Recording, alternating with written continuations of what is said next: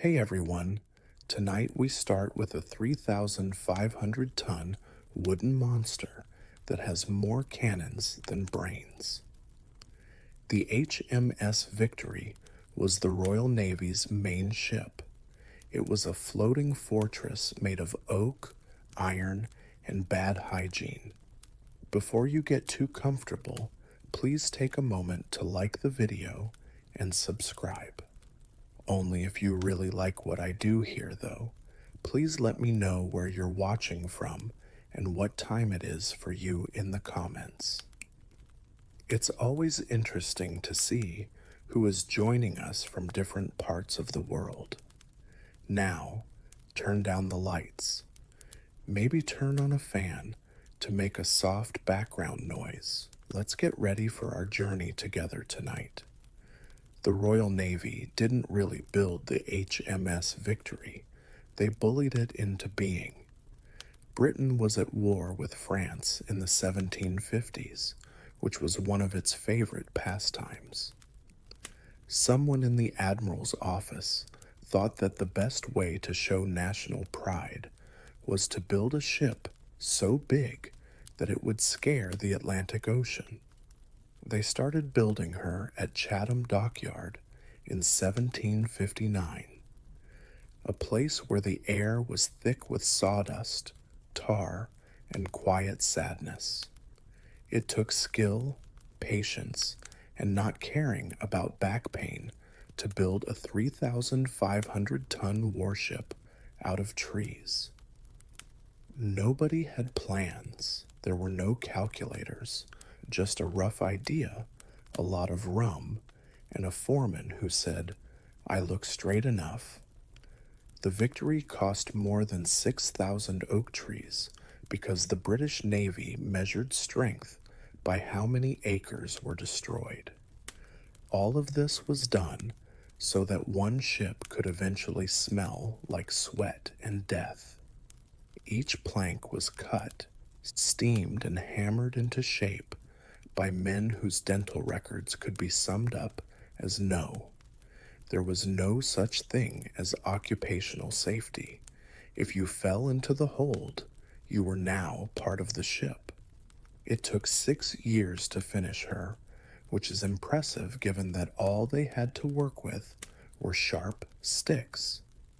When it was built in 1765, it was a 214-foot tall wooden skyscraper that could hold 104 guns and 800 angry men. Her hull was thick enough to protect her from small cannon fire and, sadly, most kinds of logic. The masts of the ship stood. It was taller than a modern apartment building and had 37 sails and miles of rigging.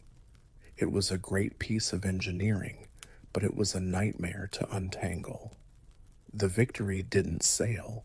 It loomed threateningly over the water.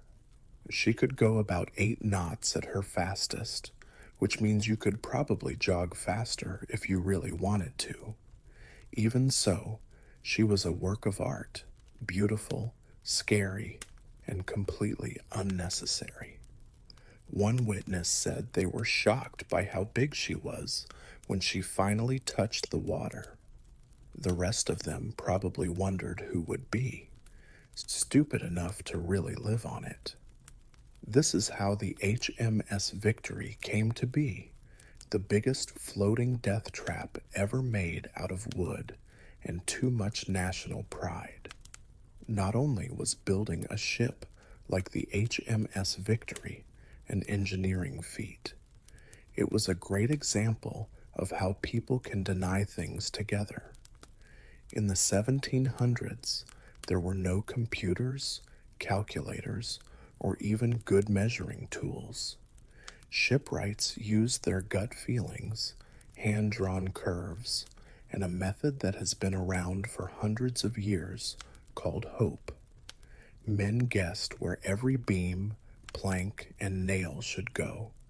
Who had never heard of ergonomics? Someone had the plans in their head. Usually the oldest man on the job, who could remember numbers until lunchtime. Some historians think witchcraft might have caused the ship to float at all. The hull was built to handle broadside attacks, storms, and the occasional run-in with France. Fire, steam, and bad language bent its ribs, which were made of big, curved oak timbers. Then came the caulking, tar, pitch, and hemp, which were pushed into every seam until it was watertight, or someone gave up. If you've ever put together IKEA furniture while drunk, you know a little bit about how ships were built in the 18th century. The lower decks were so full of beams and bulkheads that sailors had to walk like goblins on vacation. Every inch of space had a reason for being there. Cannon storage, gunpowder magazines, rum barrels, or just a place for rats to judge you. It was suggested that there be ventilation, but it wasn't real. The ship's frame was built to hold the weight of 104 cannons, thick enough to stop small guns, or at least slow them down so you could die in a more dramatic way. Iron bolts held the whole thing together, which is amazing because the best blacksmiths in England were using tools that hadn't been sharpened since the Crusades. But somehow it worked. The wind was strong enough to survive storms, gunfire, and 800 men trying to destroy it all at once. When the last plank was nailed down and the ship slid down the slipway, the crowd went wild with cheers. Didn't sink right away. She was an engineering marvel for her time, a perfect mix of physics, skill, and guts. People in the world saw her and thought, this is the future. Sailors who would later serve on her probably thought, this is how I die. Before engines, the ocean ran on wind, rope, and too much hope. There were more than 37 sails on the HMS Victory, and when they were all put together, they made a surface area that was big enough to cover a football field, or 2.5 pubs in British terms. These sails didn't just move the ship, they also changed her mood. A good wind meant making progress. Without wind, you drifted in circles, wondering if you had made the right choices in life. It took a small army to control that much canvas. The rigging was held together by more than 26 miles of rope. That's about how far a sailor's patience goes from Portsmouth. It made sense that each rope had a name and a job, but then you realized there were hundreds of them. Half of a sailor's life was spent pulling lines. He didn't get it when an officer yelled something vague like, brace the main topsail. Everyone acted like they knew what that meant. The masts of Victory were like the skyscrapers of their time. 3 huge wooden towers that are almost 200 feet tall. Sailors had to climb them every day in storms with ropes that were wet with rain and salt. If you slipped, you'd hit the water face first at terminal velocity. No safety harnesses, no sympathy, just a quick splash and your replacement is already waiting below. The rigging was a machine that lives, ropes, blocks, and pulleys working together in a crazy way. It wasn't easy to adjust the sails. It was a mess with dancing.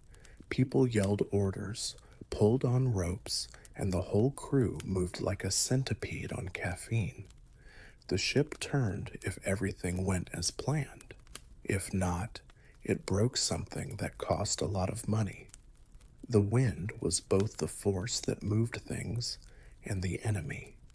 If you didn't have enough, you were stuck. If you had too much, your sails would tear apart like divine punishment. There was no way to turn it off, only the illusion of control. Every trip was a bet on the weather, luck, and that one guy who couldn't tie knots right. Still, when everything went well, it was a beautiful sight.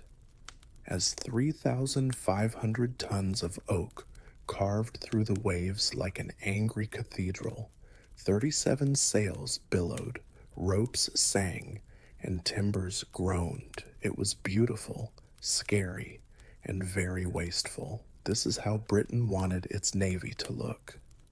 The HMS Victory was more than just a ship. It was a neighborhood that was up and down and had trust issues, from her tall masts to her damp, rat-filled bill. Every inch had a purpose, and most of those purposes involved pain. She looked like a graceful beast of empire from the outside. Inside, she was more like a wooden filing cabinet full of people who were sad and gunpowder. The decks were stacked like layers of lasagna, with the top layer looking nice and the bottom layer looking scary. The upper deck was the only place where sunlight, air, and sanity could be found for a short time. Officers in nice coats walked around, acting like they didn't notice that their ship always smelled like death, salt, and old cheese. The wheel, a huge piece of oak connected by ropes to the rudder far below, was also here. To steer the ship, you needed both strength and prayer. You could change direction if you sneezed the wrong way. Under that were the gun decks and quarterdeck, where cannons sat like big metal toddlers waiting for someone to pay attention to them. Every gun had its own crew, name, and reason to hate the French. The ceilings were so low that even sailors of average height had to bend down.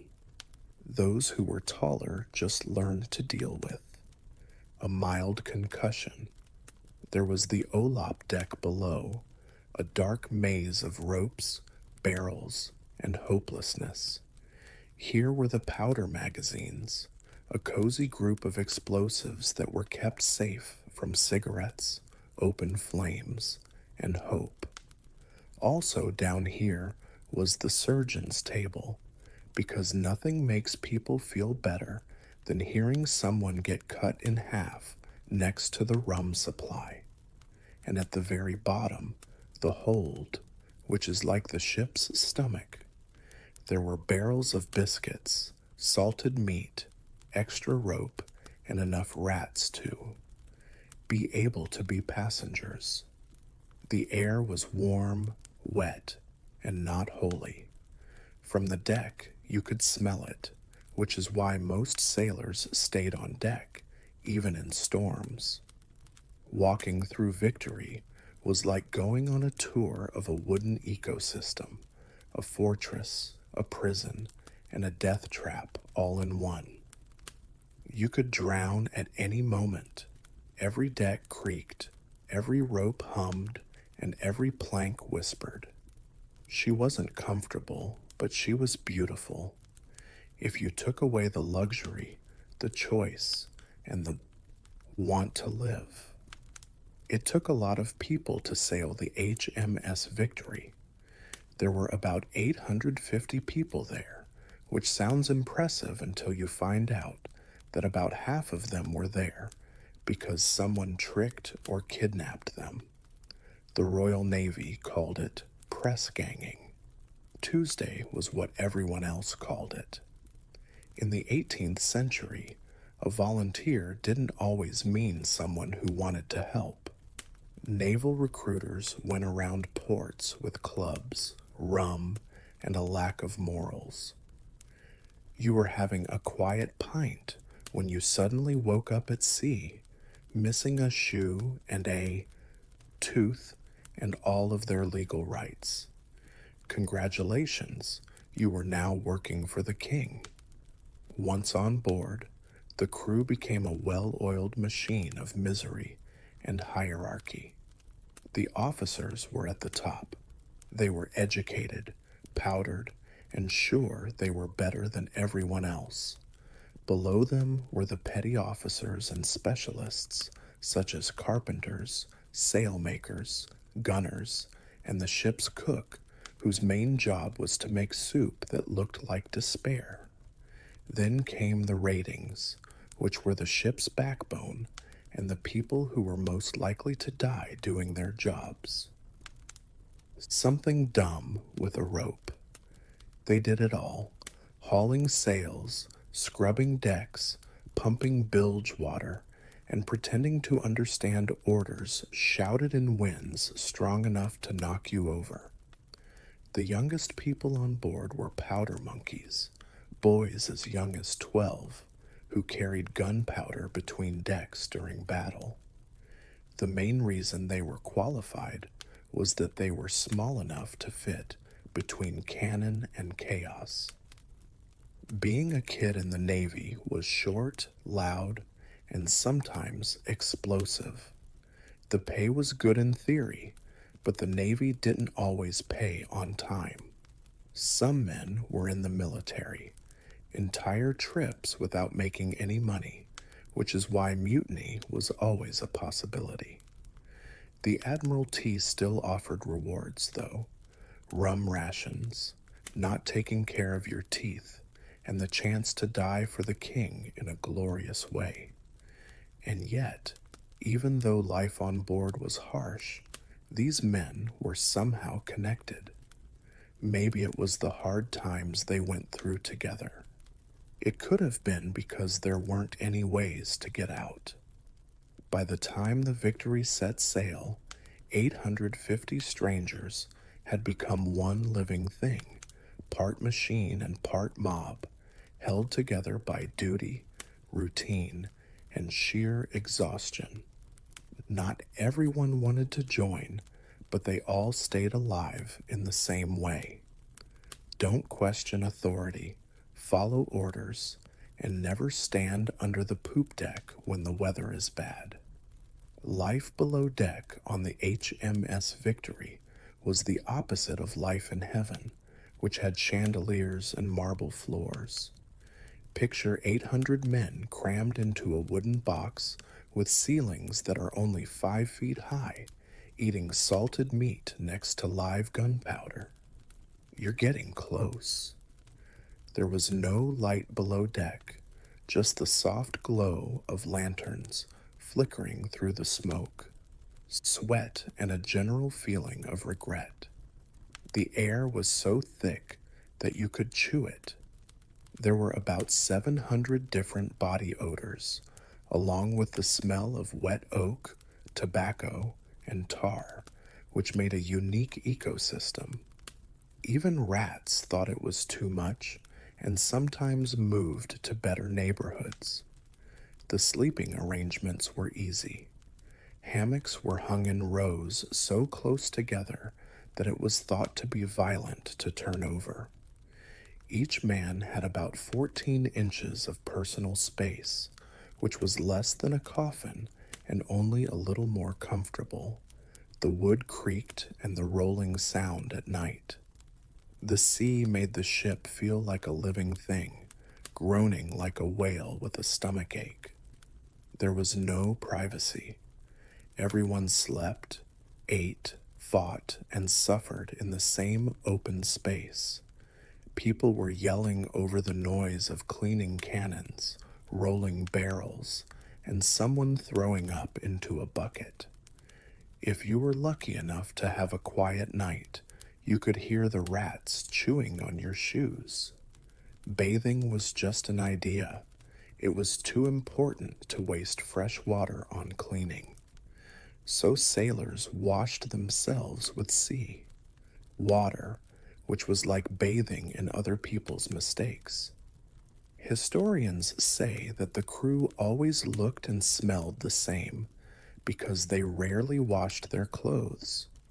The BGE, which is the ship's lowest point, was also where all the leaks, spills, and other strange fluids ended up.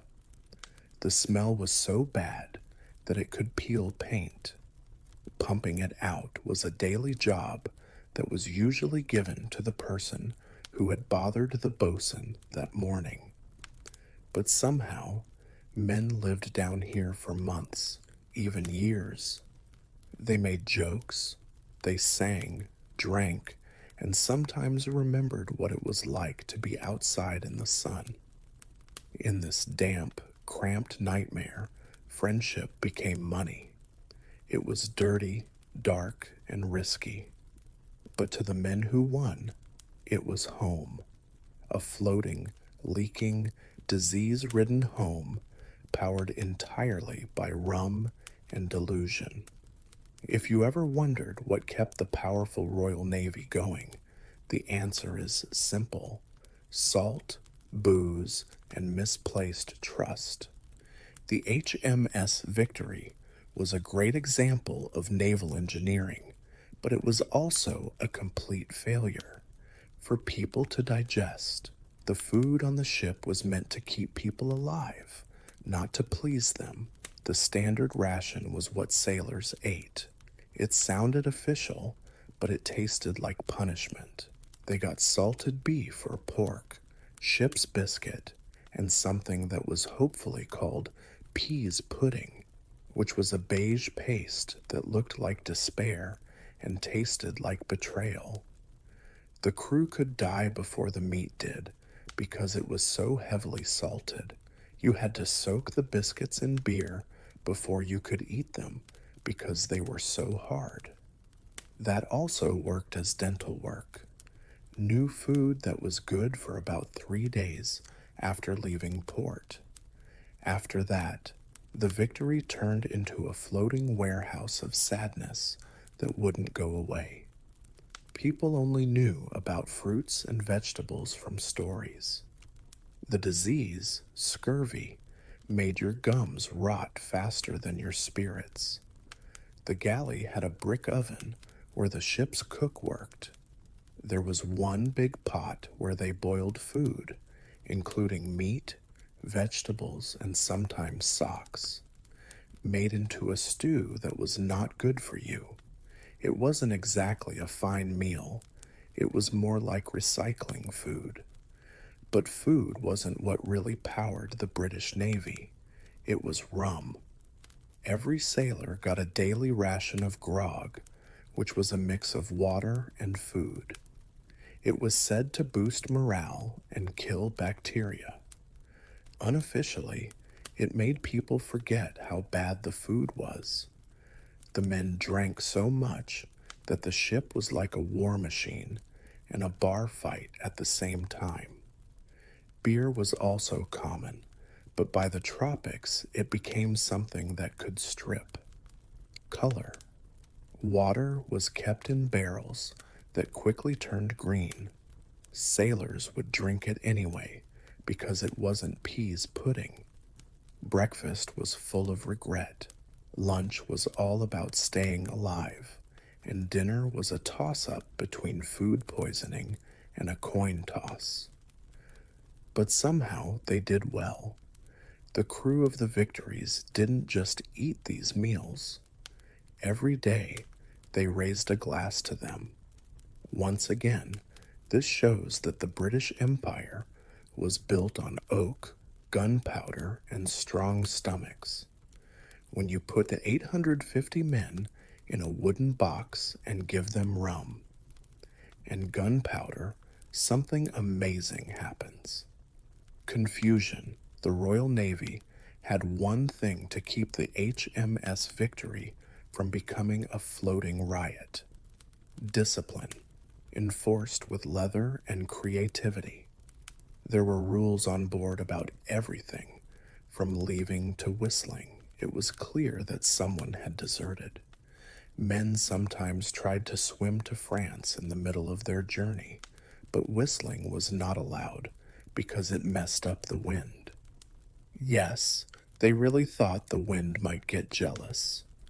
The Admiralty was afraid of many things, but not of logic. in the middle of.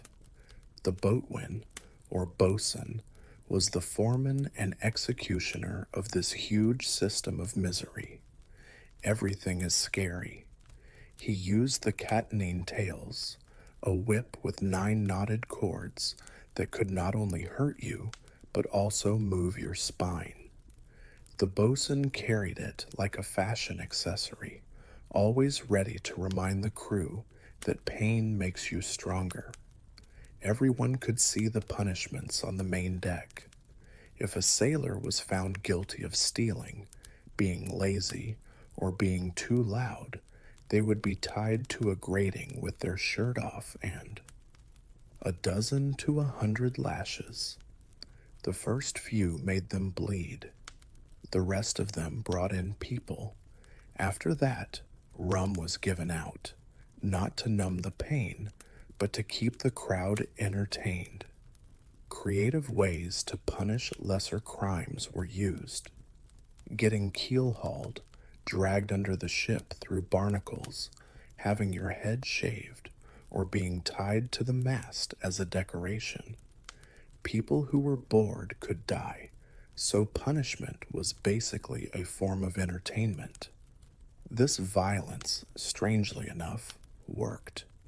There weren't many mutinies on the Victory, partly because everyone was too tired to fight back.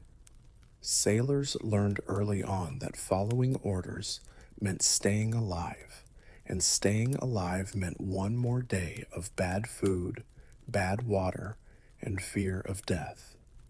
Of course, officers rarely got in trouble unless you count paperwork. They liked to keep things in order by yelling, making fun of people, and waving their hands a lot. The bosun took care of the rest. In short, the win was based on fear, rope, and morale that could be whipped back into shape. It wasn't a democracy. It wasn't fairness. But it kept 3,500 tons of oak moving, and that was all that mattered. The officers on the HMS Victory lived in a different world than the common sailors, who lived like wet sardines. A world with shiny brass, good food, and wigs that were so flammable they were technically dangerous. The difference in class on a warship was as clear as the smell between decks. The captain, who was like a king, a school principal, and a motivational speaker with a sword, sat at the top. He was the law, and his cabin was. His room was big, and his bed had real sheets, which was probably a luxury that made half the crew cry in silence. He ate with silverware, used glass plates, and had his own bathroom, which was a hole in the side of the ship that only he could use. Real privilege. The lieutenants were below him. They were professional officers who made sure that everyone else's lives stayed miserable. They were taught how to shout, and they were disciplined. Their main jobs were to keep order, navigate, and act like they cared about the weather. They wrote in the evenings. They wrote home about how great it was to serve in the Navy, leaving out the part where they yelled at teenagers on a floating death trap. Then there were the midshipmen, young men in training who were often from noble families. They were basically interns in uniforms, not officers yet, but already too good to talk to the crew. They learned how to navigate, handle a ship, and avoid splinters as part of their education. Most of them were under 18, which is why so many bad choices were made during the battle. The warrant officers were the ship's carpenter, gunner, and sailmaker, who were the technical brains of the operation. In terms of social status, they were somewhere between the officers and the crew, close enough to privilege to smell it, but not close enough to be able to buy soap. Officers' daily lives were pretty normal: paperwork, inspections, and a lot of tea. While the crew ate biscuits downstairs, they ate real food in the wardroom, like salted meat with spices. People were polite when they talked, but not always. Booze assisted. They ruled by making people feel safe, following the rules, and sometimes whipping people in public. The ship was their kingdom, and the men below deck were both their subjects and the things that scared them. They were polite on land. They were gods at sea. But the gods still prayed, mostly that no one would find out how much of their power depended on rum, yelling, and standing up straight.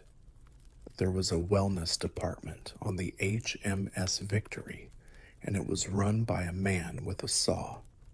The ship's doctor was also a carpenter, and partly a psychologist, mostly for himself. The Olop deck was the darkest, lowest, and least ventilated part of the ship, so it was his workspace, easy to get to from the gunpowder magazine. Nothing says safe surgery like working next to a lot of explosives. The Orapi turned into a scene that would make nightmares blush during battle. The lanterns swung around a lot, while the surgeon and his friends worked very quickly, sometimes even by lightning, depending on the storm. Men were carried down on stretchers, often with some parts missing. The surgeon's tools were simple: a saw, a knife, some cloth, and the kind of emotional distance that comes from hearing people scream for a long time. There weren't any anesthetics yet.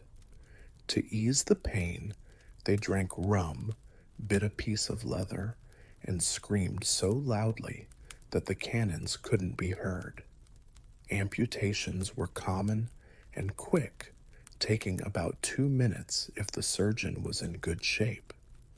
It was thought that stopping to be nice was a waste of time. The goal was to keep the patient alive long enough to be thankful later, which they rarely did. The limbs that were thrown overboard like firewood probably confused the sharks into thinking that humans were the new seafood trend. There was blood, seawater, and a faint smell of existential dread on the deck itself. The surgeon's assistants, who were usually teenage boys, were in charge of holding down patients and cleaning up after them.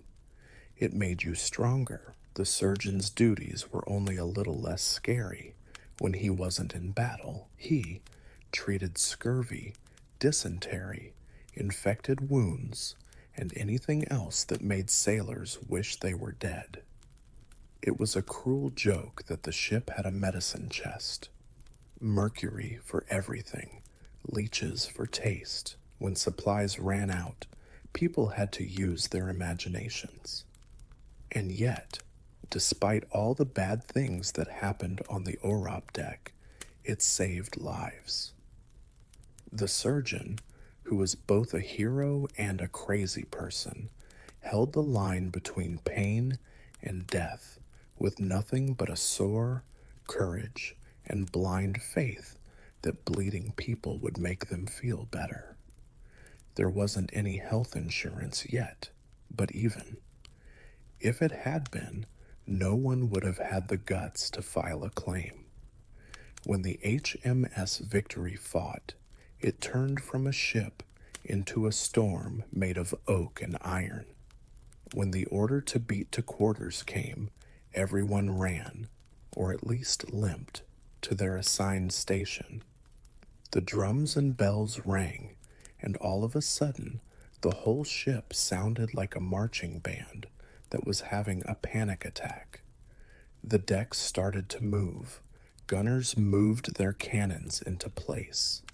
Each one weighed as much as a car and needed 6 people to work.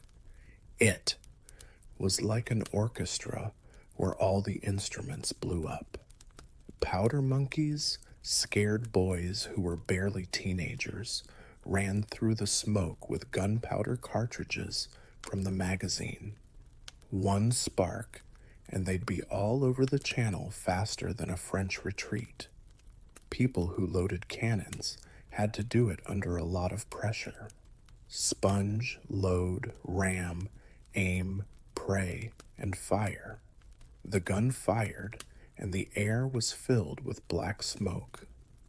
Everyone pretended that their eardrums weren't bursting. The smell of gunpowder burning, along with blood, sweat, and splinters. There was no visibility. At that point, you weren't fighting the other side. You were fighting against physics and hoping the ship didn't catch fire. Officers shouted orders from above deck that no one could hear. Men below deck yelled prayers, but no one answered. Cannonballs screamed through the air, ripping through wood, limbs, and any hope that was still there. Every hit made the ship groan, a huge living thing in pain, but still moving forward. In the middle of the chaos there was no retreat, no break, and no 5-minute water break. Battles could go on for hours. Gunners fought until their hands hurt. The deck was slick with blood and seawater. Someone stepped over someone else who had fallen, not because they were mean, but because they had to. You couldn't stop to mourn when the ship was about to blow up, and when the order came, they stopped firing. The silence hurt more than the cannons ever did. It looked like fog when the smoke hung in the air.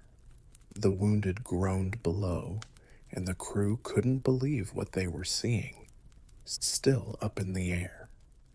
In the 18th century, naval warfare looked like this. No glory, no clean winds, just thunder, fear, and the faint hope that the other guy was having a little bit of a worse time than you. The Battle of Trafalgar took place on October 21st, 1805, a day that would make the HMS Victory famous and Admiral Horatio Nelson a national hero. There were 27 British ships and 33 French and Spanish ships off the coast of Spain. The Victory led the charge because the Royal Navy never believed in fair fights, only ones that worked. Nelson's plan was a big deal. Sail straight into the enemy line, break it in two, and make as much trouble as you can.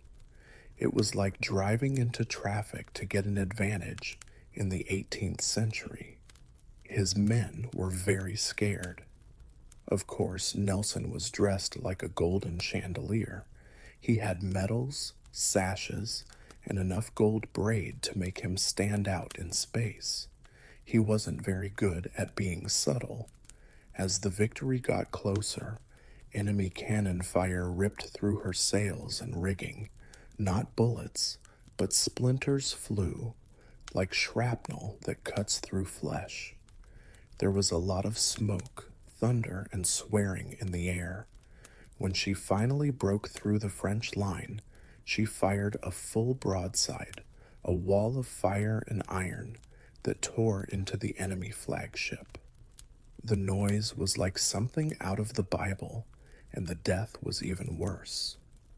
In the middle of the chaos, Nelson walked calmly around the deck, directing the battle like a man playing chess with cannonballs.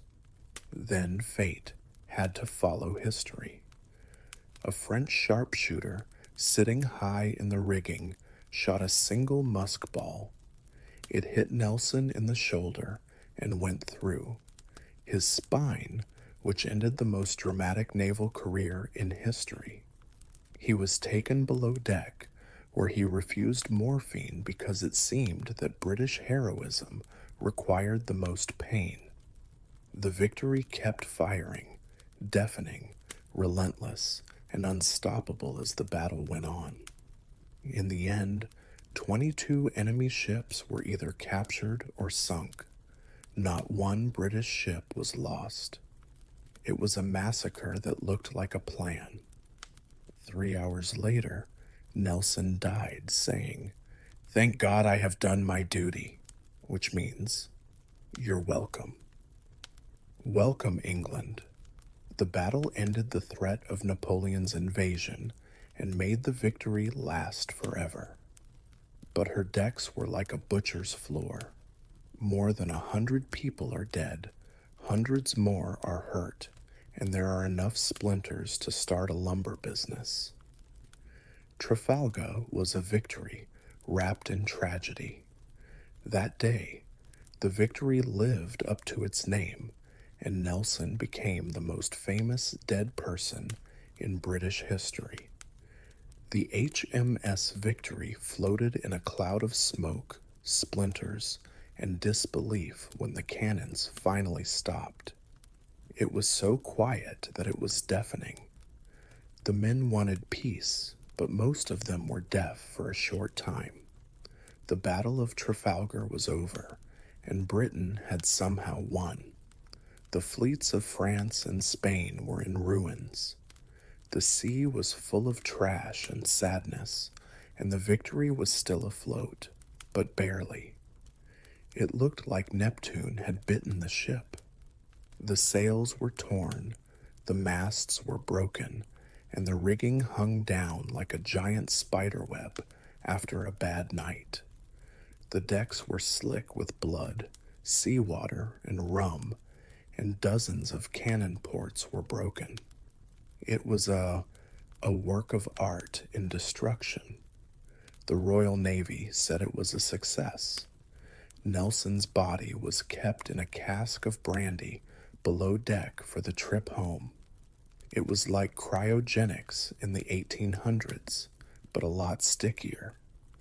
The men raised their glasses to his name with the same rum that was keeping him alive, because sailors have always known how to get things done. While the crew worked hard to fix the ship, even though they were tired, the dead were sewn into hammocks, weighed down with cannonballs, and thrown into the sea. Tradition said that the last stitch went through the nose to be 100% sure they were dead. The ceremony didn't last long. The smell made it happen.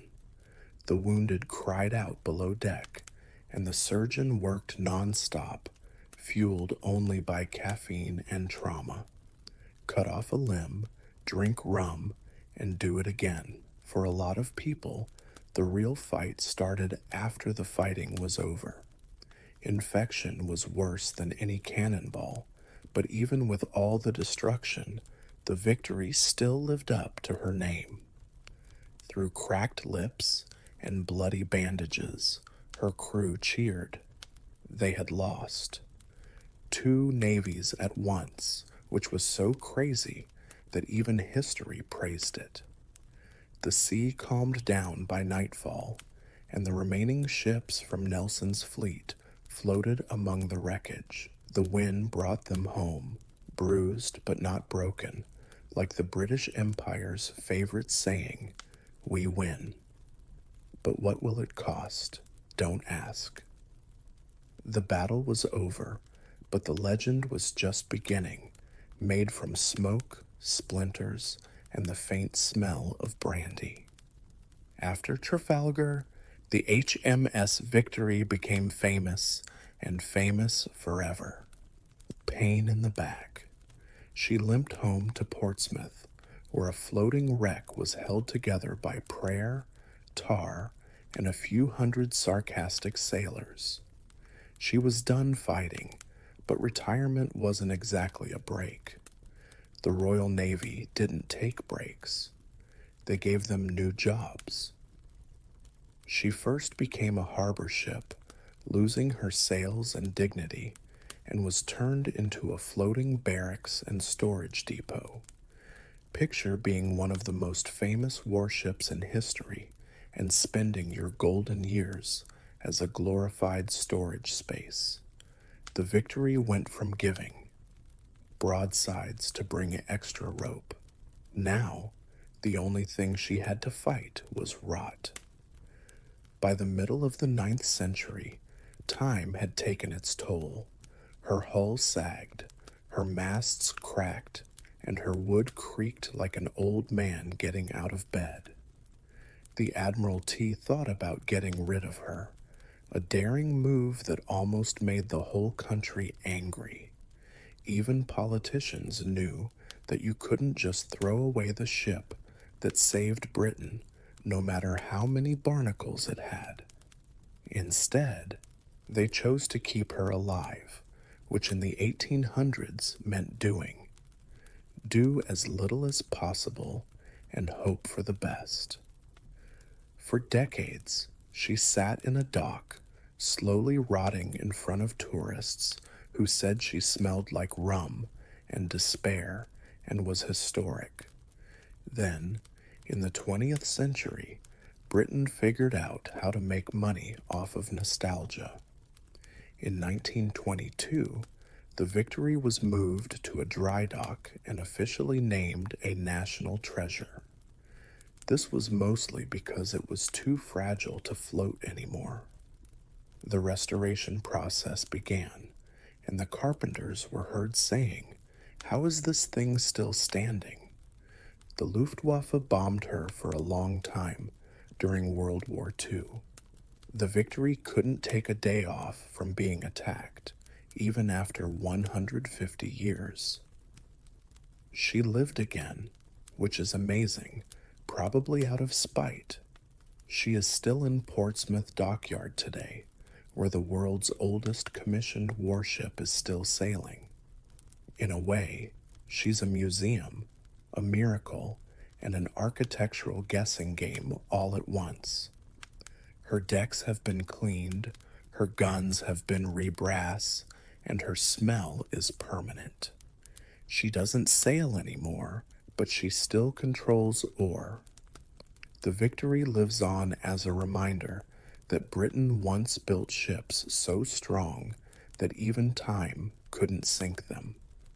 Even though the HMS Victory is now at rest, her ghost still haunts every naval museum, sea shanty, and overpriced souvenir shop in Britain.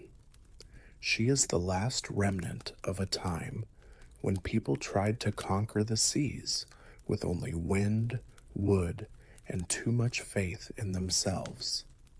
You can almost hear the past's chorus, the boom of cannon fire, and the groan of timbers as you stand on her now, and the sound of someone getting whipped for whistling far away.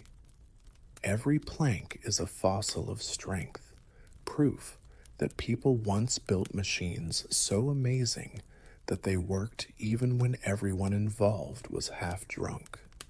In her time, the internet, the nuclear deterrent, and the pride of an empire all came together in a creaky oak hull. She didn't just win wars, she helped Britain change what it meant to put in too much work. The Royal Navy was able to handle global logistics long before Google Maps came along with her, using sex, guesswork, and a lot of arrogance to get around. But the Victor's legacy isn't just in her wins.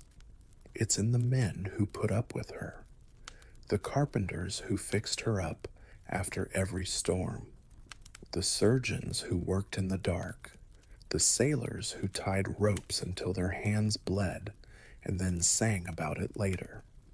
Their lives were short, violent, and incredibly loud, but they kept the empire's engines running. The age of sail came to an end quietly, giving way to steam, steel, and the idea that engines should do the hard work for us.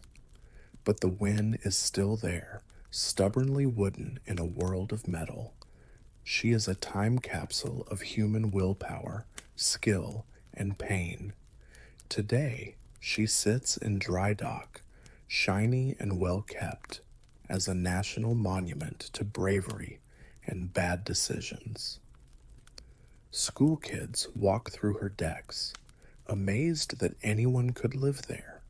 Historians say she is a work of art. Former sailors would probably call her home, with guns uncomfortable.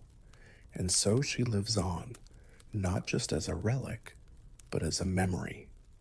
A reminder that people built a machine that could cross oceans, destroy empires, and make everyone deaf long before electricity, all powered by wind, sweat, and a very stubborn country's refusal to sink. It was 327 BCE. The air was thin, and the terrain was rough in the unforgiving mountains of Sogdiana.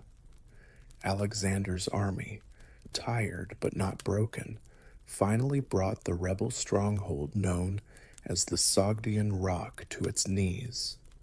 This fort had been thought to be impossible to break into, sitting high on steep cliffs where even birds seemed afraid to land. But Alexander, always the showman of conquest, climbed it with a few of his most daring climbers. The flag of Macedon flew at the top of the mountain by dawn. Below, the defenders stared in disbelief as the impossible had once again been achieved. Oxyades, a Bactrian satrap, was one of the nobles who were captured. His daughter, Roxana, was with him. Old texts said she was more than just pretty. She was bright, with features that were both graceful and strong. Little star was the meaning of her name, Roxana. The Macedonian soldiers saw her as just another war trophy. To Alexander, she was something completely different, an unexpected mirror of the world he wanted to create. When she was brought to him, covered and shaking, Alexander didn't see a prisoner. He saw a symbol. After years of endless wars, campaigns, and bloodshed, and cities falling apart, here was the personification of everything he had fought for: to come together. East and West, Persia and Greece, the empire and the dream. His generals thought that she would be taken as a prize, as was the norm. But Alexander, who grew up reading Homer and studying philosophy, wanted to win people's hearts as well as their lands. He told them to treat her with respect. He couldn't get her out of his mind that night in his camp, even with the flickering torchlight. She stood for something new, a peace that came from coming together, not from giving in. Soon the conqueror, who had taken Babylon, Susa, and Pepilis, would take Roxana's hand, not as a prisoner, but as a wife. For the first time in years, Alexander's goals were focused on himself, not just maps and battles anymore, but also legacy. His marriage to Roxana would turn into more than just a love story. It would be a statement. The boy from Macedonia, who had wanted to rule the world on his own, had finally found someone who made him want to rule it with them. The real story of Alexander and Roxana starts not on the battlefield, but in a quiet tent after the battle, when they were alone. The dust of Sogdiana had hardly settled when Oxyartates, looking for mercy, gave his daughter to the king of Macedonia. She came into Alexander's tent with a veil on and guards on either side of her. They were expecting her to act like she was better than everyone else and win. What happened next shocked even them. Writers from long ago, like Arrian and Curtius Rufus, wrote about the moment with a sense of awe.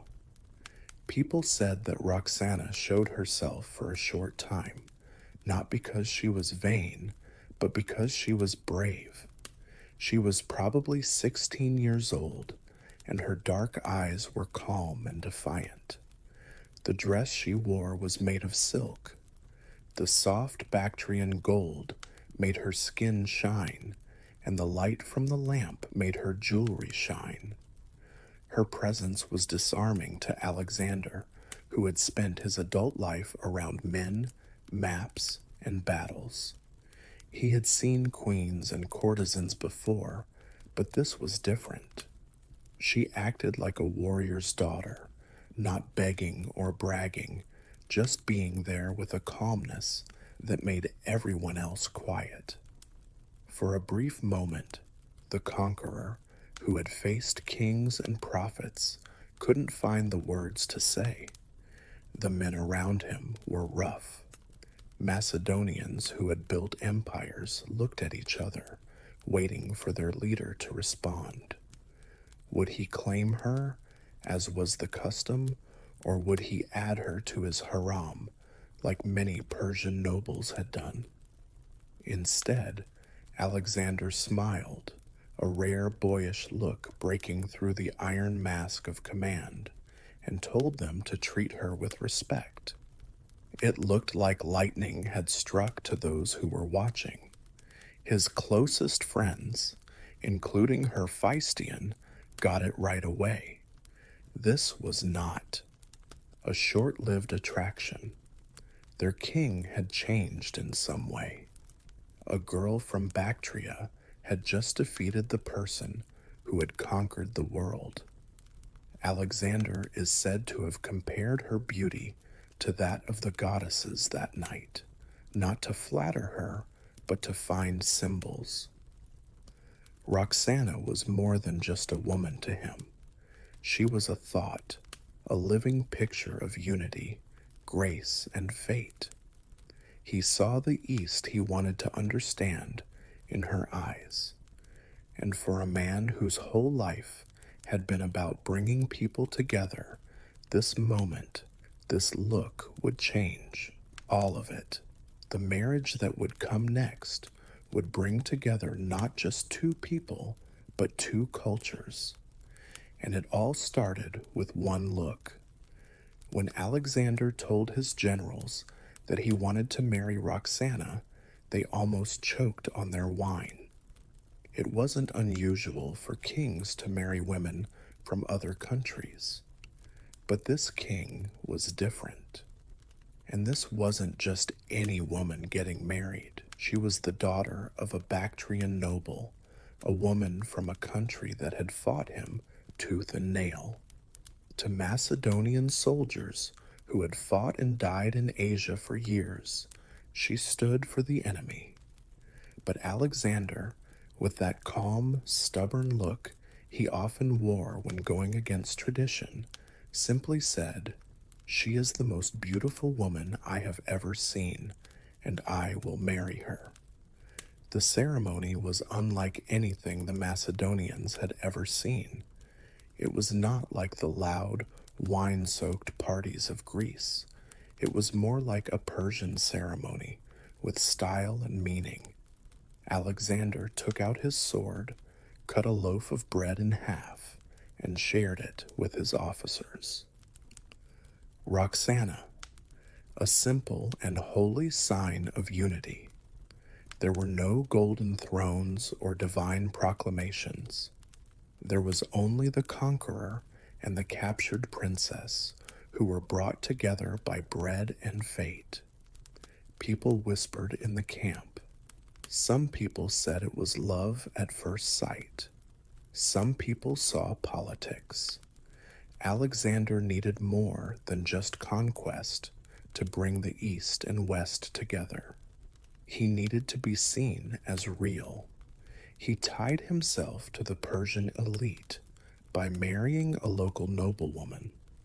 This showed the East that he was not just their ruler, but also one of their own. But maybe there was something more human going on. Alexander had known little intimacy, and softness, even though he had conquered half the known world by the time he was in his 20s. Roxana brought both.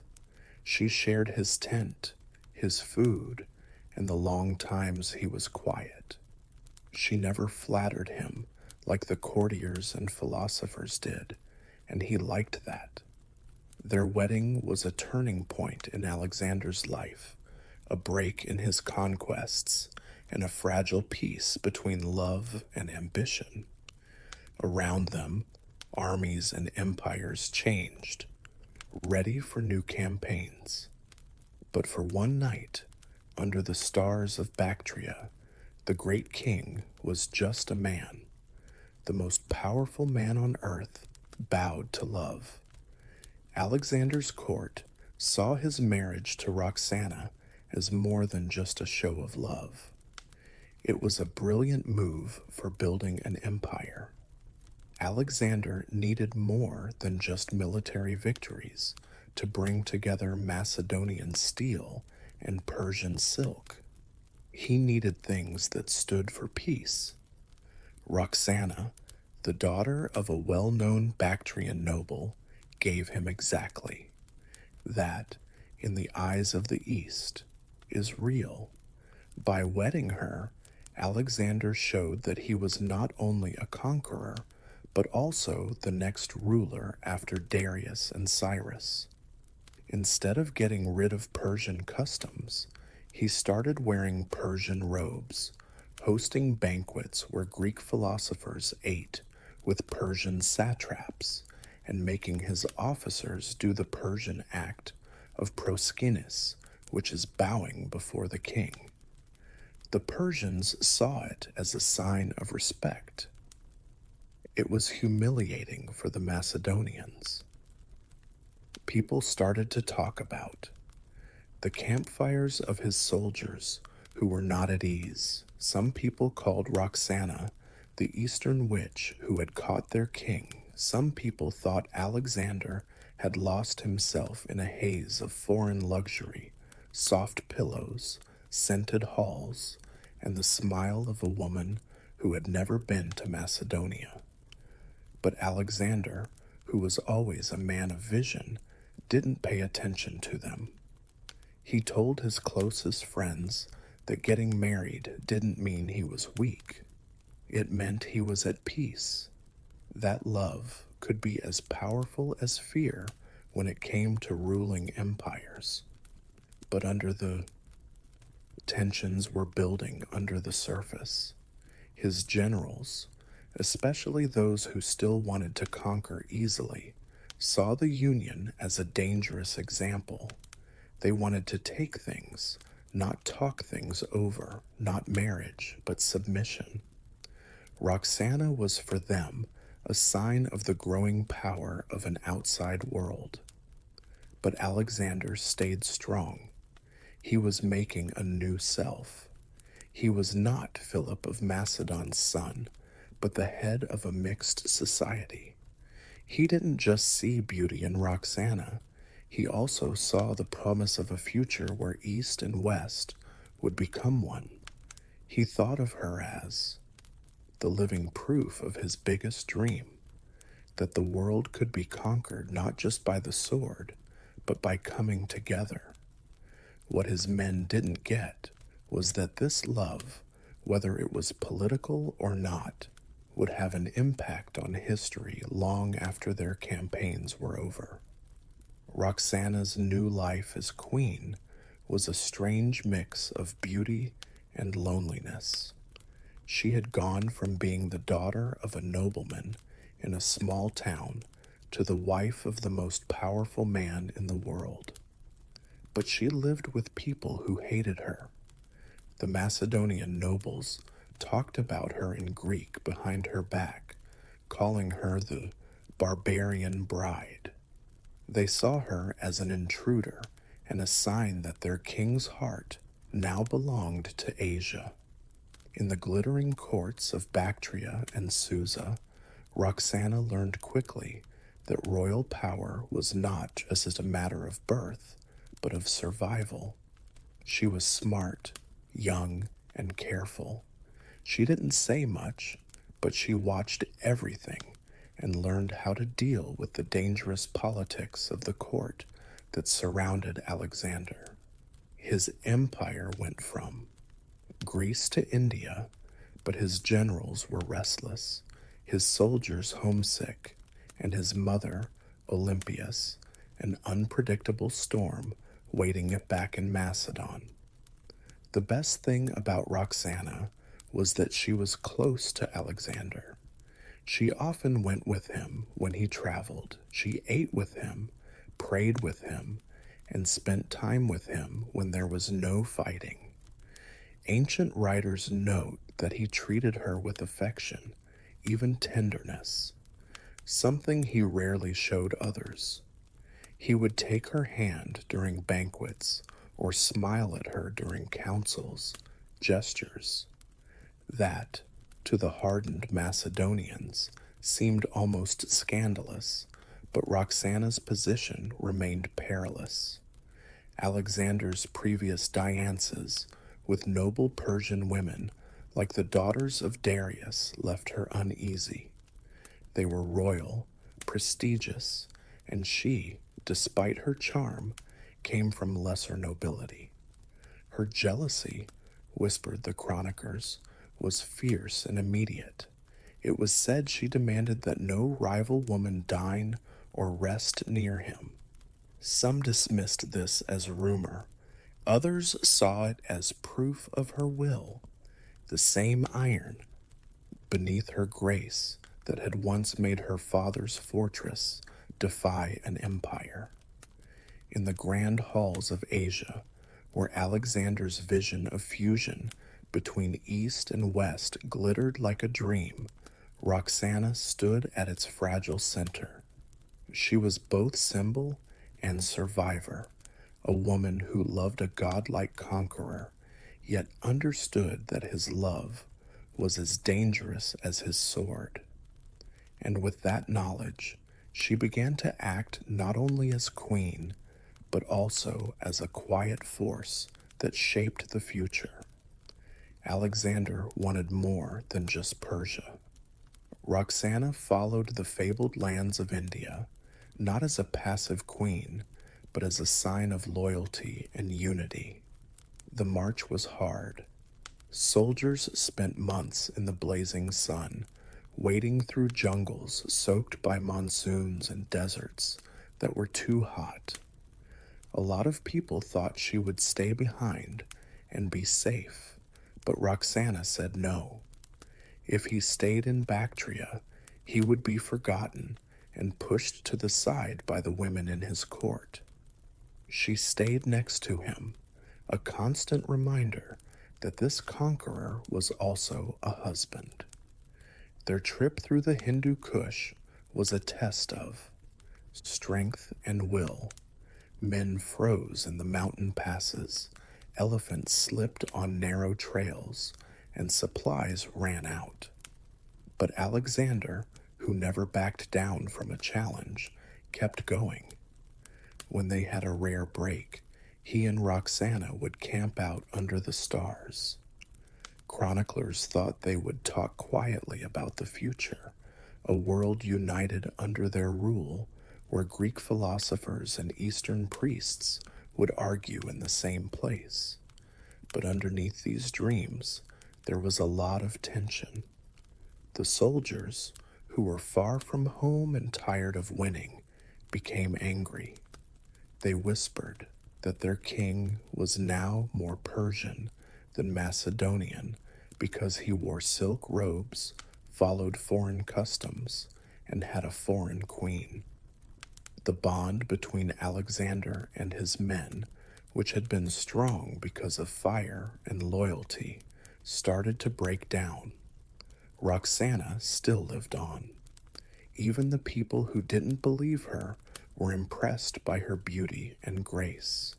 She was there when Alexander fought King Porus at the Battle of the Hypais. It was a huge battle that took place in rain and blood. After winning, Alexander told that Porus be treated with respect, which shocked his generals. Some people said that Roxana's Eastern sensibility and understanding of pride and mercy had made him softer. But India's victories came at a price. Alexander's empire grew, but so did his loneliness.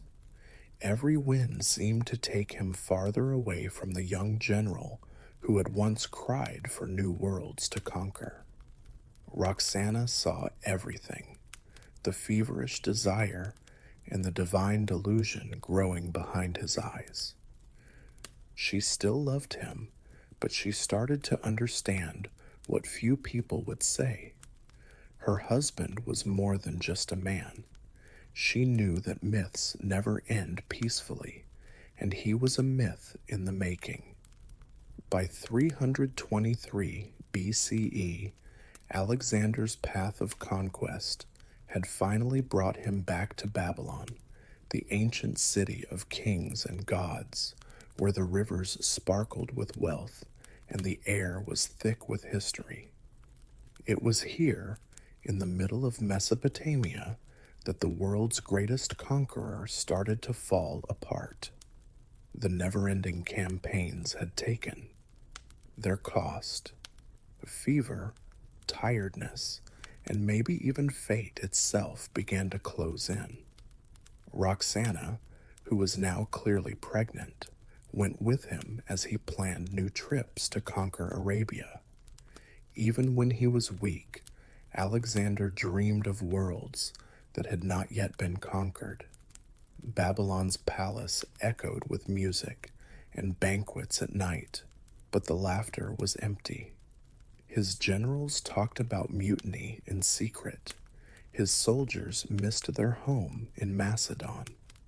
Alexander himself started to go back and forth between big ideas and deep silence. Some people said he saw signs, like ravens flying around the palace, strange winds that blew out lamps during ceremonies. Roxana, always on the lookout, tried to keep him safe from trouble, but she could tell that something was changing. When Hephaestion, his closest friend, and maybe the only person he ever really trusted, died suddenly from a fever, Alexander's sadness turned into madness. He demanded huge funeral rites and wanted cities to be destroyed in Hephaestion's honor. Roxana stayed with him to comfort him, but she was also worried about how unstable he was becoming. For all the love he showed for her, Alexander's divine self-image had reached its peak. He now openly talked about being a god, calling himself the son of Zeus Ammon. Then the deadly fever hit. Different accounts. Some say it was poisoned wine. Others say it was heat stroke or an infection. But everyone agrees on one thing. Alexander, who couldn't be stopped, was lying in bed, unable to speak, within days. Roxana stayed with him as his voice got quieter.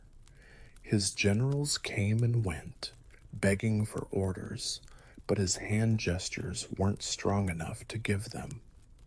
In the palace of Babylon, the conqueror of the world took his last breath on the 11th day. The empire stopped talking. Soldiers outside cried and ripped their tunics. Roxana sat next to his body inside, her face covered, and her future was unclear. The woman who had brought East and West together through love was now fighting a new kind of battle. Not a world of swords and empires, but one where she had to survive in a world that was built around the man she had just lost. Alexander's body was cold in Babylon, which was part of his empire that was so big it reached. From the Nile to the Indus, it suddenly stopped beating. The conqueror, who had brought together the East and the West, left behind only chaos and doubt, not clear air.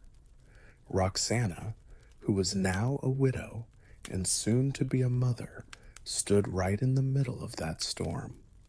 She knew right away that the child she was carrying was the only thing that could save her.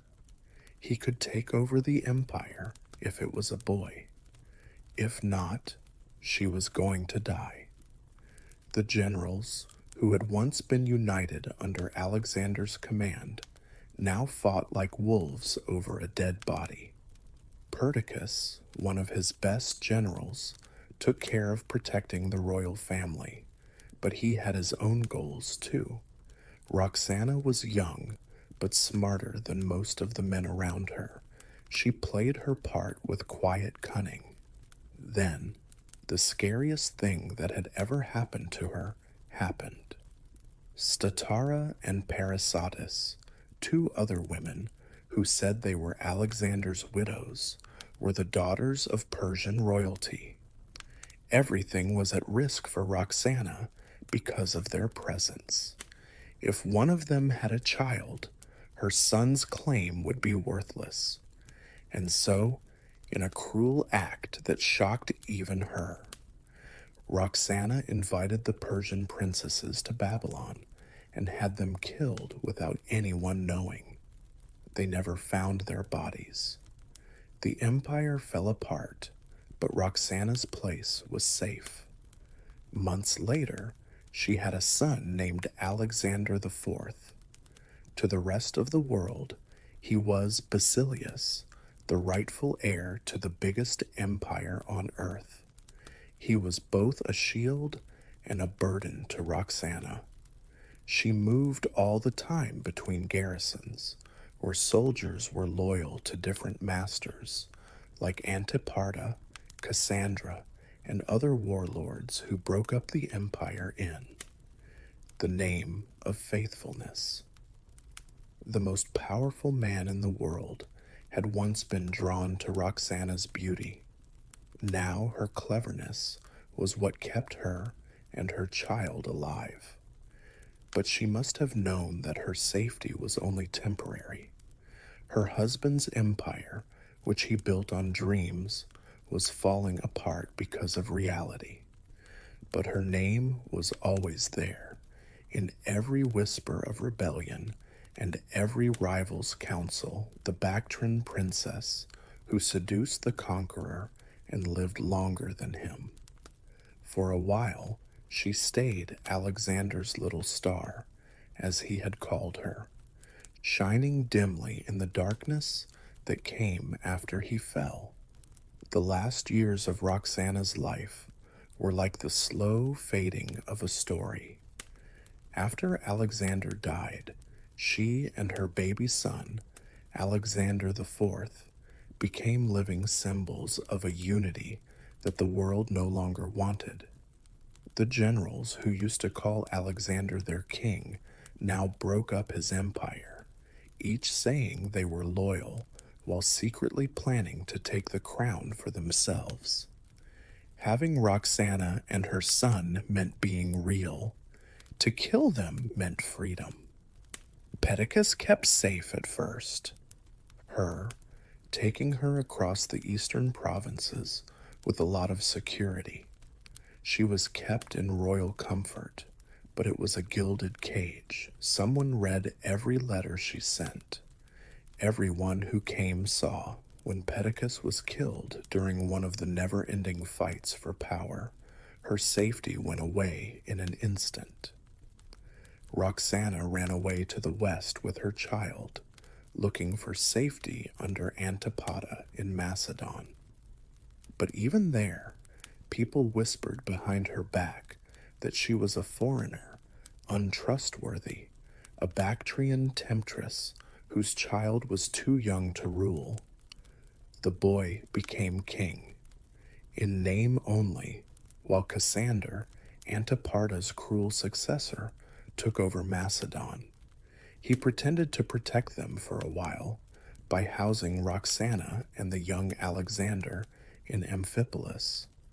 But as Cassandra strengthened his power, Having a real heir became an unbearable threat. Around 310 BCE, when the boy was only 13, Roxana and her son were quietly killed, strangled in secret, and buried in an unmarked grave.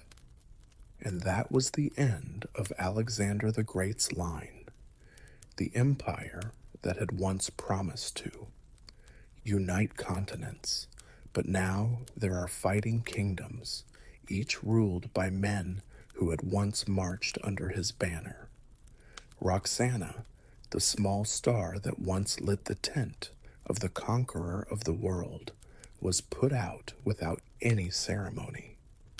But her story lived on, not as the story of a queen or a victim, but as a sign of how weak empires are.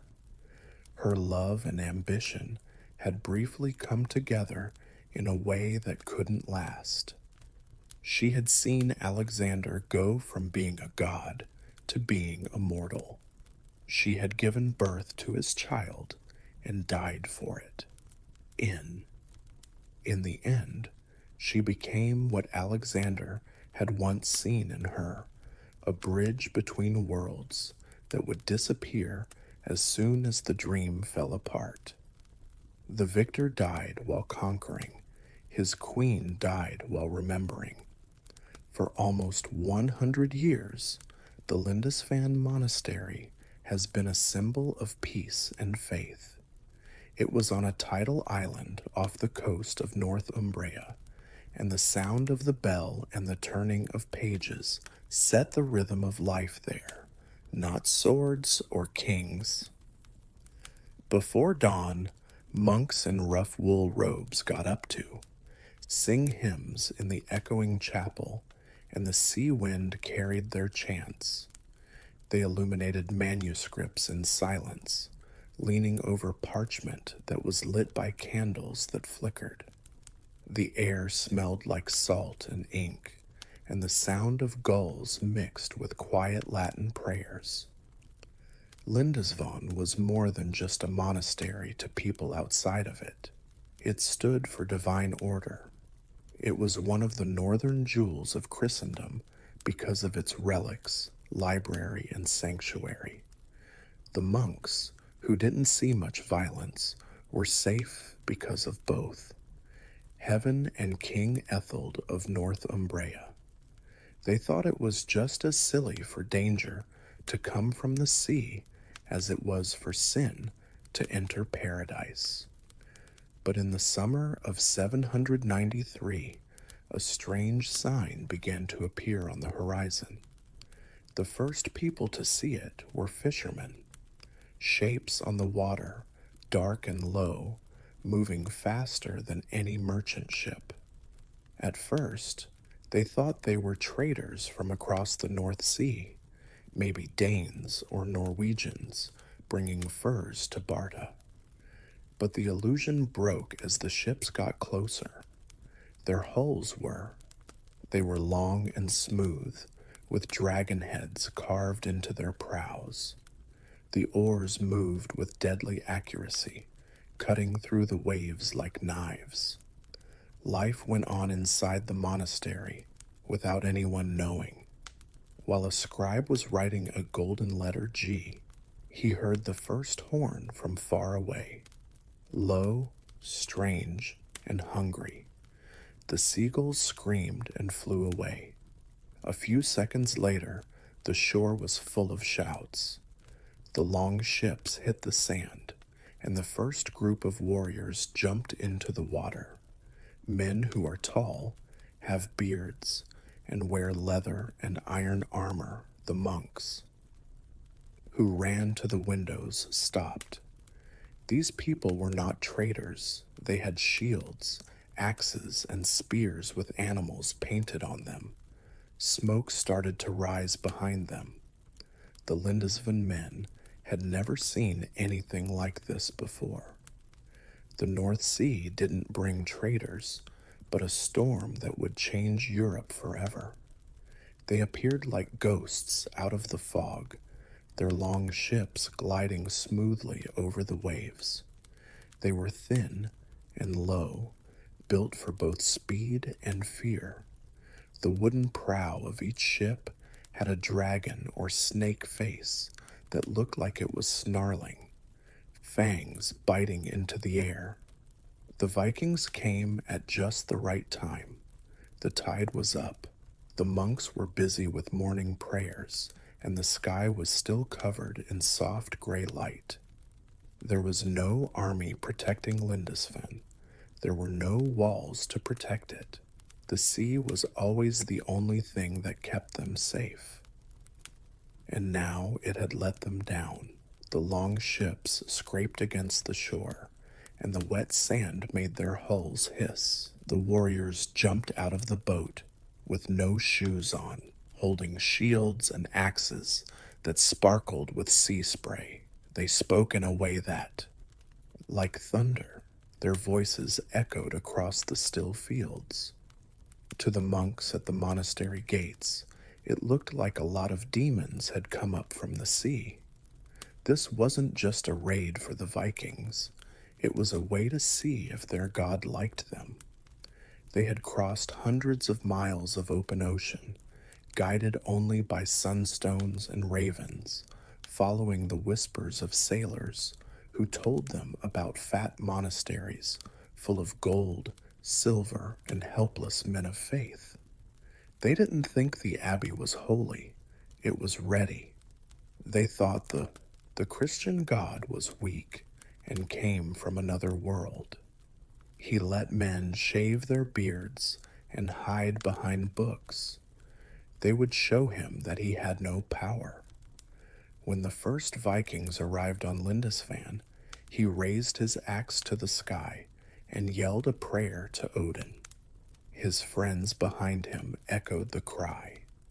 It was a scary chorus that promised loot, blood, and fame. The monks rang the bells to ask for help from God, but the ringing only let people know where they were. The raiders were on them in a matter of seconds. Some monks tried to run away toward the cliffs. Some people held crucifixes and whispered psalms through lips that shook. The sound of metal hitting metal and the screams of the dying filled the air. For the Northmen, it was a win. The monks thought it was the end of the world. On that dark morning in 793, the proud ships of the dragon brought more than just warriors. They brought the start of a new age. The monastery, which used to be full of hymns, was now full of the sound of steel clashing and the cries of the dying. The invaders rushed through the gates like a wave of rage, their axes cutting through wood like butter. Doors and heads of people, monks who were not armed or trained, ran away like scared birds. Some tried to block the chapel doors, while others held onto relics as if the bones of saints could keep swords away. But faith couldn't stop what was going to happen. As the Vikings burst into the church, the candles flickered wildly. A scribe who had spent decades writing about the Bible was killed where he stood, and his blood spilled over the pages of the Gospel of John. Gold chalices, crucifixes, and jeweled covers were taken off the altar. The raiders laughed as they ripped down tapestries and grabbed anything that shone with their rough hands. They didn't think this was disrespectful. It was a victory. The god of the north had won over the god of the south. The smell of fire came from the sea wind outside. The roofs made of wood caught fire, and black smoke curled up into the gray sky. The Vikings moved slowly, pulling prisoners toward the ships. Some monks were killed right away, while others were tied up with rope and sent to be sold in far-off markets. Through the fjords, the survivors who hid among the rocks could only watch in horror as their holy island was stripped bare. For the Northmen, it was the best raid ever. There was no army to stop them, no walls to protect them, only money and fame. They had hit the richest monastery in Northumbria with the accuracy of wolves. The abbot, who was old and shaking, fell to his knees in the courtyard as the flames destroyed the monastery. His voice broke as he asked for mercy, and his eyes showed. The fire eating up the church. The Vikings showed him no mercy when they found him. The last thing he saw was the dragon-headed prow of a ship shining in the smoke like the mouth of hell. When the long ships finally left Lindisfarne, the island was quiet again. The waves lapped against the blood-stained stones, and the gulls flew around the ruins. The heart of English Christianity had been broken in just one morning, and the Viking Age had begun. When news of Lindisfarne's destruction, when it got to the mainland, it went faster than any ship. Fishermen told stories of ruined buildings that were blackened, monks who were killed in their cloisters, and northern devils who came from the sea. People in Northumbria could hardly believe it. Lindisfarne was more than just a monastery. It was the spiritual heart of England, a place that St. Cathbot himself had blessed. There was no safe place if even holy Cathbot's island could fall. In towns and villages, the stories got worse every time they were told. The ocean. One scared witness said it vomited forth serpents. One person said they came with lightning swords. Some people said they had seen signs in the sky, like red clouds that looked like dragons, moons that bled, and storms that howled like demons. Priests said that this was God's punishment for sin, for kings who broke their promises, and for priests who got rich from tithes. They said that the end of the world had started in the North Sea. King Ethelred of Northumbria was embarrassed. His rule, which was already, now seemed cursed and unstable. His warriors were spread out, and his coast was unprotected. The Lindisfarne monks had been peaceful men who were unarmed and unprepared. Now they were dead. The king sent messengers to other monasteries to warn them to strengthen their churches and move their valuables inland. But not many people thought something like that could happen again. They must have thought that the Northmen would go back to the sea. But they didn't go away. The Vikings had tasted both riches and weakness, and they would come back. The attack on Lindisfarne was not an act of barbarism that happened once. It was a sign. To the north, it showed that the soft lands of the south were ready to be stolen. The English were shocked to learn that the world they knew ordered, Christian, and stable could be torn apart in a single night. The monks who lived through the massacre took the relics of St. Cuthbert with them and traveled around the country looking for a place to stay. Their silence was louder than any sermon. Europe, which used to be sure of its faith and its walls, was now afraid of a new kind of enemy, one that came not to take over kingdoms, but to steal, burn, and disappear before dawn. Lindisfarne was more than just a tragedy. It was a warning, and Europe was just starting to pay attention. The attack on Lindisfarne wasn't the only act of violence. It was the spark that started a new era. Word spread quickly in the cold fjords of Norway and Denmark. A monastery across the sea had fallen easily, and its monks were unable to defend themselves. The Norse thought it was a challenge from the gods.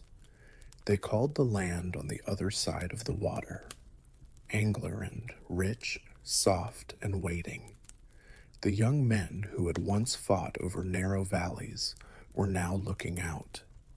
They made more long ships, which were sleek, shallow boats that could sail on both rivers and seas.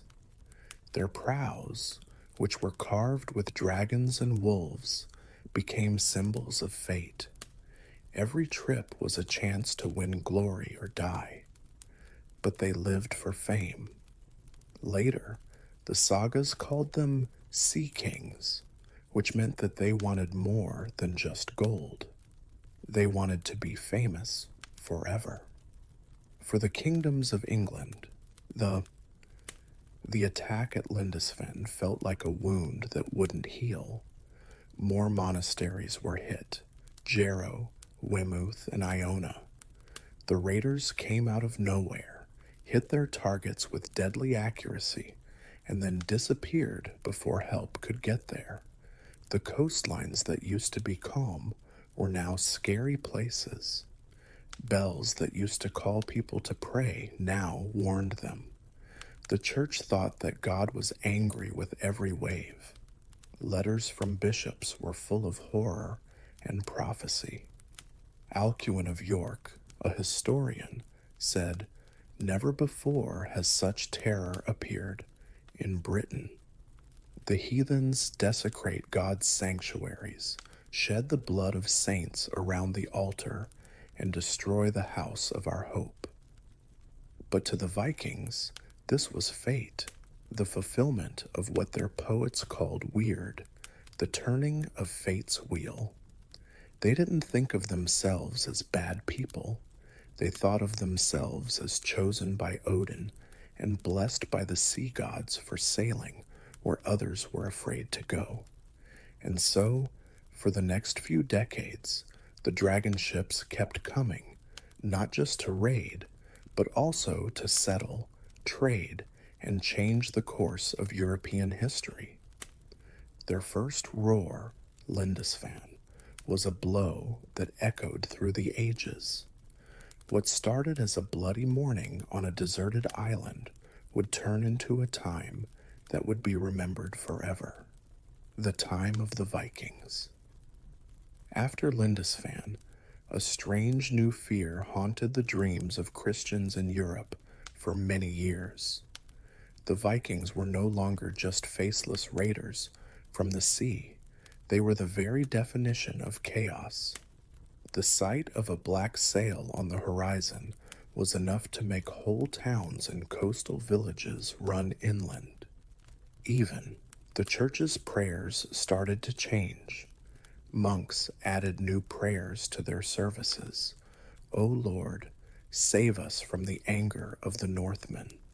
The fear spread faster than the raiders themselves. People said that the Vikings were giants, demons that looked like people and couldn't be quelled with regular weapons. Some people said they worshipped devils and offered blood sacrifices before going into battle. People who had never seen warships glide so quickly across the waves thought their speed, silence, and savagery were otherworldly. Waves, but behind the fear was brilliance. Viking long ships were amazing pieces of engineering. They were shallow enough to sail up rivers, light enough to be pulled across land, and strong enough to cross oceans. They could show up anywhere, 1 month in England, the next in Ireland, and before the year was over, they could be in France. No church, no king, and no coastline could get them ready. The monasteries, which used to be symbols of faith and peace, were their favorite places to attack. They were rich, defenseless, and full of gold relics and silver chalices. But the Vikings didn't just take treasure. They also took slaves, including men, women, and children, who disappeared into slave markets in Scandinavia and beyond. The Northmen made war into a business. The kings of Europe were ashamed. They were in charge of the land, but the raiders owned the sea. When reports came in that northern fleets were prowling the coasts of Francia, even powerful Charlemagne was scared. He told people to build watchtowers and strengthen the coastlines, but he knew what was going on. The Vikings weren't a military force, they were a storm. Every raid made more people afraid and made them believe. People were terrified and begging for God's mercy in churches, while poets whispered that the end of days had come. Europe felt small and weak for the first time since Rome fell. The Vikings found the West's biggest weakness, its peace, and used it as their best weapon. To comprehend the ferocity and fearlessness of the Vikings' assaults, one must immerse oneself in the realm of their deities, where glory superseded all, life itself. They weren't just greedy, they also thought that fate had already written the end of every man. Being afraid couldn't stop it. It could be beautiful if you had courage. People who died in battle didn't have to be afraid, they were welcomed. Those who fell with a weapon in hand would be taken to Valhalla, Odin's hall of the slain, where they would feast forever with heroes. Before they set sail, Viking war bands held ceremonies that were both respectful and violent. Gifts of me, animals, and sometimes. They even made sacrifices of people to Odin, Thor, and Frey.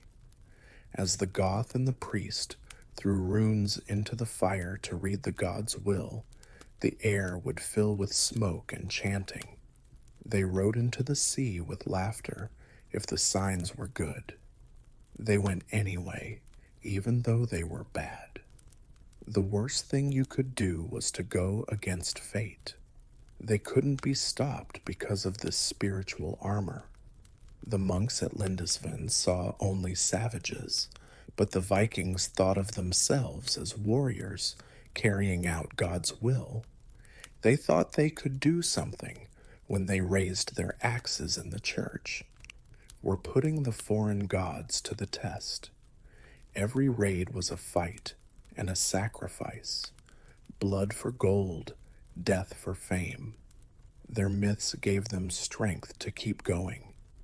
Life was like a short spark between storms in a world where even gods were going to die at Ragnarok.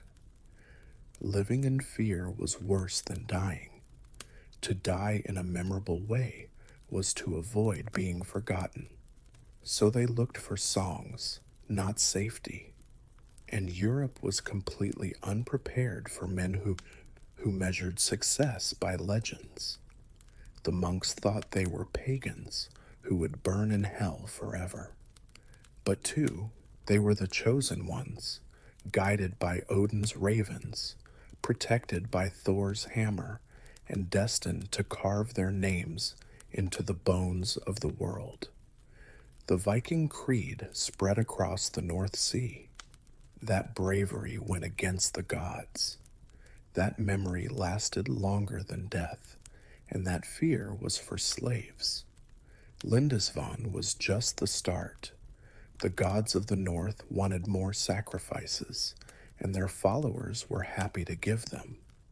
The attack on Lindisfarne wasn't just a fight between men, it was a clash between two cultures that had never really met. Christian Europe, a world of monasteries, relics, and writing, was on one side. On the other hand, there were the Norse, who worshipped gods of war and thunder, carved their stories in stone, and sang them by roaring fires. The long ships didn't just bring swords, they also brought a whole new way of looking at life, death, and glory. The Lindisfarne monks thought that being obedient and peaceful would save them.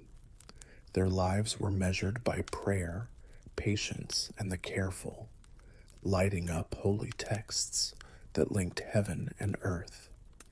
The Vikings believed in movement, the sound of the sea, and the honor that came from doing things, like singing songs that would last longer than their bones. For them, being still meant death. The monks thought it was good. There was no way to understand between these two worlds, only fire. So, the Viking raid was not just an act of greed, it was also an act of revelation. The Northmen saw that Europe had gold, land, and kingdoms that were split by religion and politics. The monks saw what the North could do, a rage that could burn even the most sacred places. And both sides learned something they would never forget. There would be more raids in the years that followed, but Lindisfarne's memory was still special. It was the first time the North struck, the first time it woke up, and the first time it told the world who it was.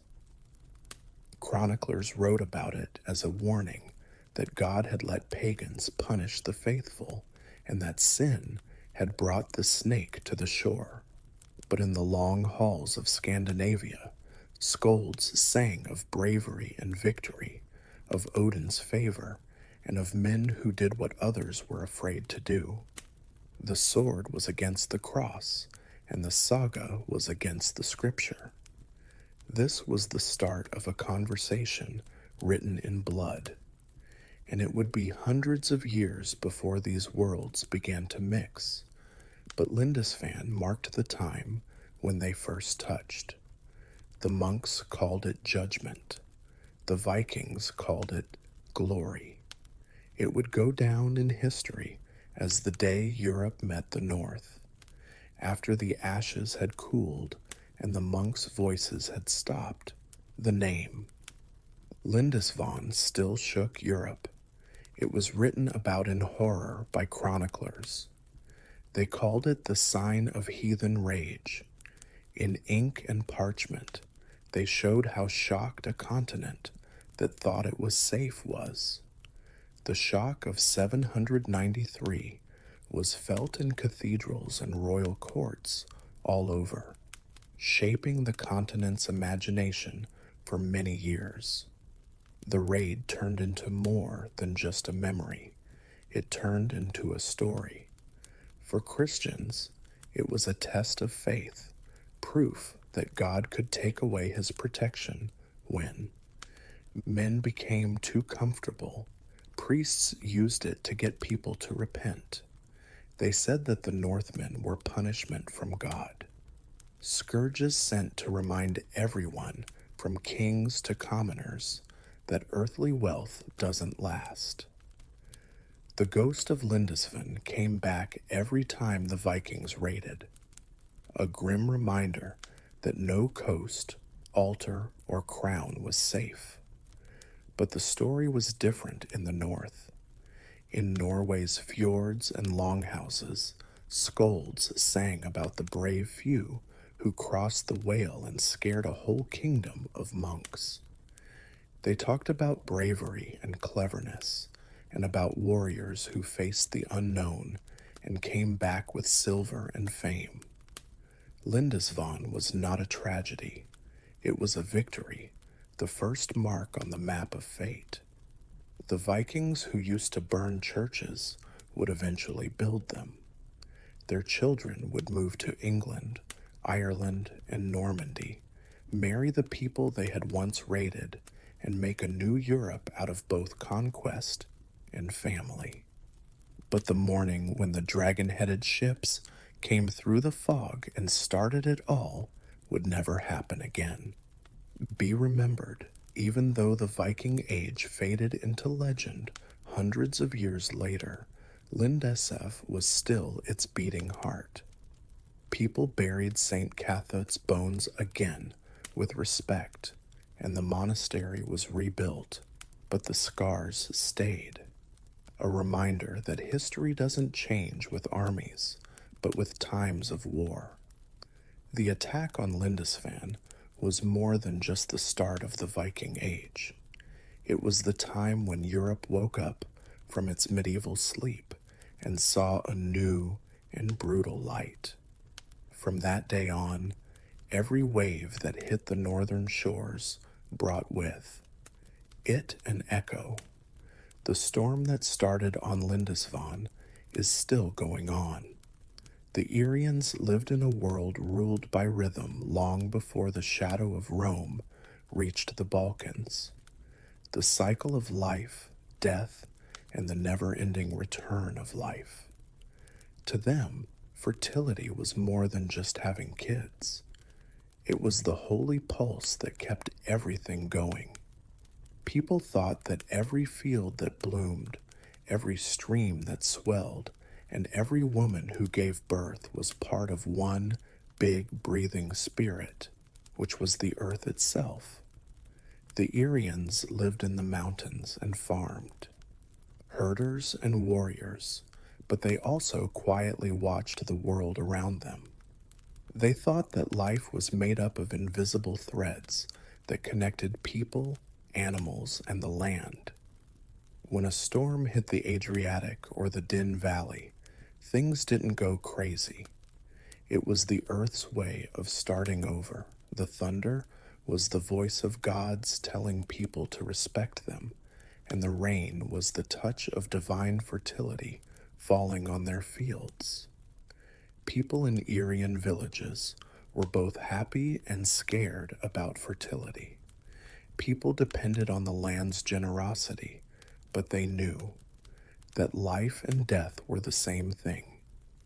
Every harvest festival had hints of danger and passion, and people danced, feasted, and performed rituals to please the spirits that lived underground. Women had a special place in this cosmic balance. People thought they were like mirrors of the earth, mysterious, powerful, and tied to cycles of creation that even warriors couldn't control. The Irians did not see a line between the divine and the human, unlike later societies. The divine was in their blood, their dreams, and their seeds. Fertility gods were often shown as snakes, bulls, or women with big hips and breasts.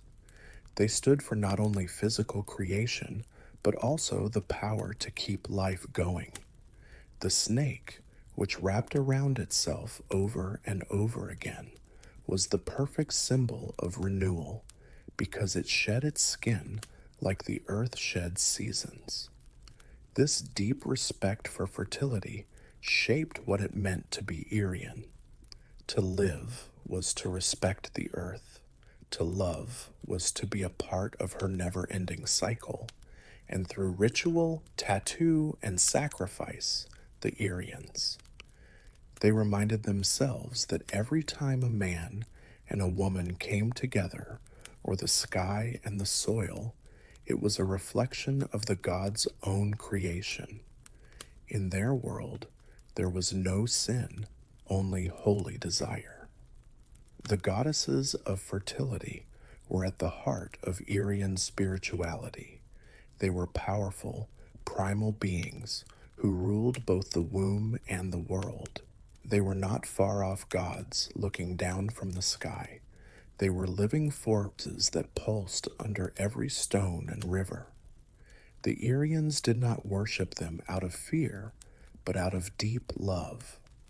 These goddesses were mothers, lovers, guardians, and killers. The whole cycle of life is shown in the form of a woman. Archaeologists have found clay figures from Irian settlements all over the Western Balkans. Little idols with snake-like bodies, wide hips, and round bellies. They were carved not to be pretty, but to be strong. Each curve stood for plenty. Each serpent coiled the steady beat of creation. The Irians didn't see the snake as a sign of temptation, but as a sign of rebirth. It crawled through the dark dirt and,